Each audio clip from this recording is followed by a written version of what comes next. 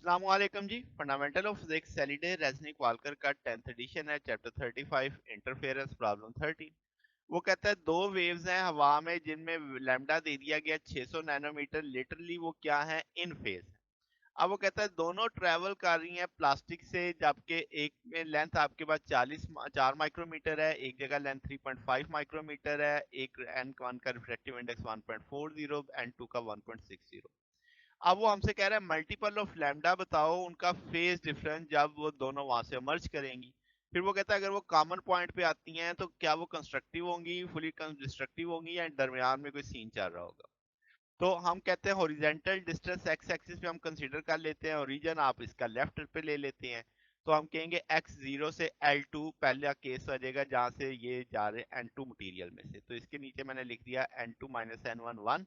और अब आपके पास L2 ओवर लैम्डा और N2 माइनस N1 आ जाएगा अकॉर्डिंग टू दिस सिनेरियो। यहाँ पे लेंथ जो होगी L2 एक्टिव आ जाएगी L की जगह।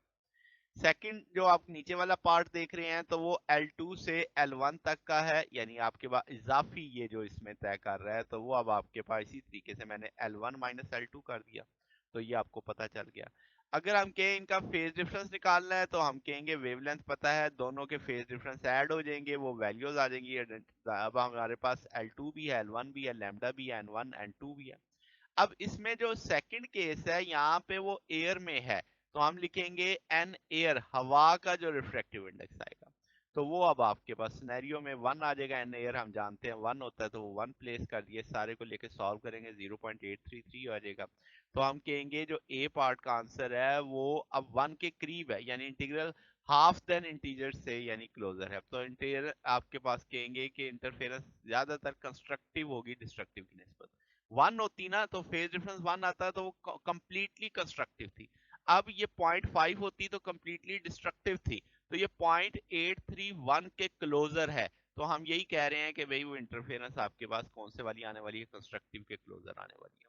तो ये हमारे पास सोल्यूशन है। अगर आपको इसमें कोई बात पूछनी हो, डाउट हो, नीचे कमेंट्स में पूछ सकते हैं। वीडियो अच्छी लगी हो तो वीडियो को लाइक कीजिएगा, दोस्तों के साथ शेयर कीजिएगा, चैनल को सब्सक्राइब कर दीजिएगा। अब तक के लिए इतना ही, बाकी इंशाल्लाह नेक्स्ट देखेंगे।